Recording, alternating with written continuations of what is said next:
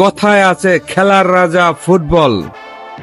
মরহুম আরাফাত রহমান কোকো স্মৃতি gold cup football tournament 2025 এর ফাইনাল খেলাটি অনুষ্ঠিত হয়েছে হাতিরদিয়া সাদাত আলী আদর্শ উচ্চ বিদ্যালয় মাঠে।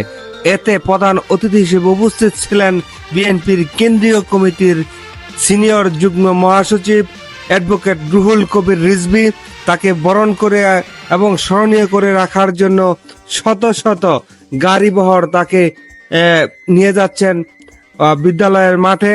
আর এই খেলাটির দেখার জন্য হাজার হাজার দর্শক বিভিন্ন প্রান্ত থেকে এসেছে। বিশেষ করে এই আমাদের প্রধান অতিথি রুহুল কবির রিজভী আহমেদকে লাল গালিচা প্রদান করা হয়। এখানে 4 স্তরের নিরাপত্তা ব্যবস্থা নিশ্চিত করা হয়। আরাফাত রহমান কোকো স্মৃতি গোল্ড কাপ ফুটবল টুর্নামেন্ট খেলাটি শান্তিপূর্ণভাবে এই হাতিরদিয়া সাদাত আলী আদর্শ উচ্চ বিদ্যালয়ে সম্পন্ন হয়। এই খেলাটির সভাপতিত্ব করেন বাংলাদেশ জাতীয়তাবাদী দল কেন্দ্রীয় কমিটির সাবেক সভাপতি মনোহরদী বেলাবরের ধানের শীষের মনোনয়ন প্রত্যাশী আব্দুল কাদের ভূঁইয়া জুয়েল এবং এই খেলাটির শুভ উদ্বোধন করেন নরসিংদী জেলার নবগঠিত কমিটির বিপ্লবী সভাপতি খায়রুল কবির খোকন। আপনারা দেখতে পাচ্ছেন সেই দৃশ্যটা এখনই বেলুন উড়িয়ে এবং শান্তির প্রতীক সাদা পায়রা উড়িয়ে খেলার শুভ উদ্বোধন ঘোষণা করা হবে। এবং এই খেলাটি যতটা না এই সামাজিক এবং সাংস্কৃতিক, তার চেয়ে বেশি এই খেলাটি ছিল রাজনৈতিক। কারণ মনোহরদী বেলাবরের ধানের শীষের মনোনয়ন প্রত্যাশী আব্দুল কাদের ভূঁইয়া জুয়েলের কাছে ছিল একটি অত্যন্ত চ্যালেঞ্জের। এই খেলাটি হাজার হাজার দর্শকদের উপস্থিতিতে শান্তিপূর্ণ করা এবং নির্বিঘ্নে সম্পূর্ণ করাটাই ছিল বড় চ্যালেঞ্জ। এই খেলাটিতে অংশগ্রহণ করে সাতপাইকা ফুটবল একাদশ, শিবপুর নরসিংদী বনাম আলফাজউদ্দিন মোক্তার স্মৃতি ফাউন্ডেশন, সম্মানিয়া কাপাসিয়া গাজীপুর। খেলার ফলাফল হচ্ছে সাতপাইকা ফুটবল একাদশ 2 এবং আলফাজউদ্দিন মোক্তার স্মৃতি ফাউন্ডেশন 1 গোলে পরাজিত হয়।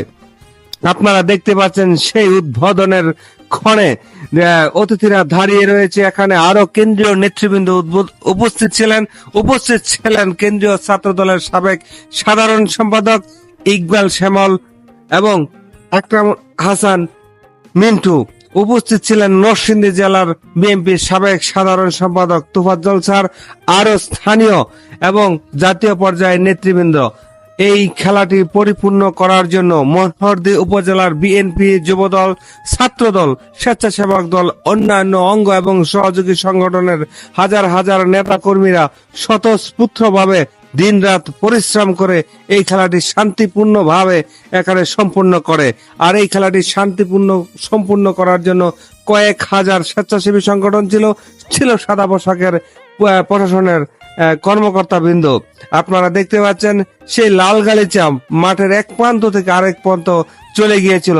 হাজার হাজার দর্শক, যেন প্রায় 30,000 দর্শক, 60,000 চোখ নিয়ে এই খেলাটি দেখেছে এবং খেলাটি শত শত সোশ্যাল মিডিয়ার মাধ্যমে লাইভ প্রচার করা হয়েছে। এবং এটা হচ্ছে হাতিরদিয়া রাজউদ্দিন ডিগ্রি কলেজের মাঠ, এখানে গাড়ি রাখা হয়েছে। সবাইকে অসংখ্য ধন্যবাদ।